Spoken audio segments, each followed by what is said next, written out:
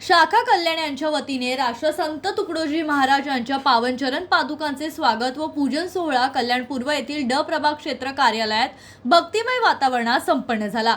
या कार्यक्रमास आमदार सौ सुलभा गणपत गायकवाड यांनी उपस्थित राहून राष्ट्रसंत तुकडोजी महाराज यांच्या चरण पादुकांचे विधिवत पूजन केले व दर्शन घेऊन कृपा आशीर्वाद प्राप्त केला। यावेळी त्यांनी राष्ट्रसंतांच्या समाज प्रबोधन, ग्राम स्वच्छता, राष्ट्रसेवा आणि मानवतेच्या विचारांचा समाजाने अंगीकार करण्याची आवश्यकता अधोरेखित केली।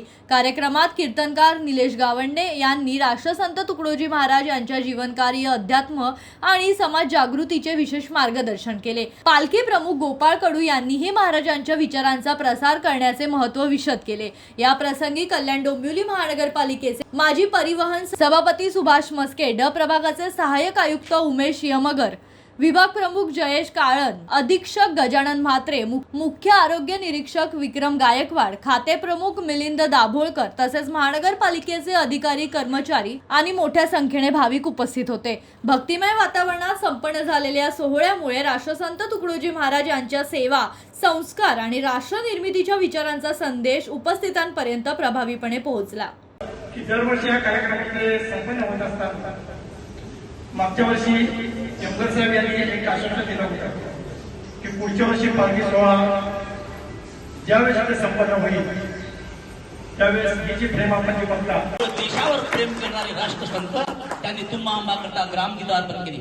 18 जून 1919 सालामध्ये पंडित जवाहरलाल नेहरूंनी आपली राज्यीय घटना बदलली आणि त्या घटनेबद्दल जे शेतकऱ्याचं जे हे होतं, अर्थसहाय्याचं जे हे होतं ते बदलून टाकलं आणि परिशिष्ट क्रमांकानं घुसळून दिला आणि माझ्या या शेतकऱ्याला राष्ट्रसंत तुकडोजी महाराजांचा संघटनेशिवाय आता परत तरणोपाय होणार नाही म्हणून ग्रामगीता बोलण्यासारखं खूप आहे।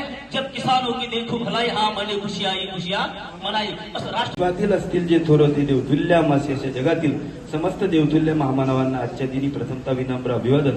आज आपल्या या कल्याण महानगरपालिकेमध्ये राष्ट्रसंत श्री तुकडोजी महाराजांच्या चरण पादुका पंढरपूर क्षेत्रातील विठुरायाचं दर्शन करून परतीच्या प्रवासात या ठिकाणी दरवर्षीप्रमाणे पोहोचलेले आहेत आणि या आपल्या मनामध्ये निर्माण होतो, कारण ह्या पादुका एक संत महात्मांच्या असतात आणि आपल्या विभागात आले की तो एक आनंद वेगळाच आपल्या समोर निर्माण होतो आणि अशा या संतांचे जे आपल्याला मार्गदर्शन शैलेश जोशीसह आयुष बरई, जनशक्ती कल्याण।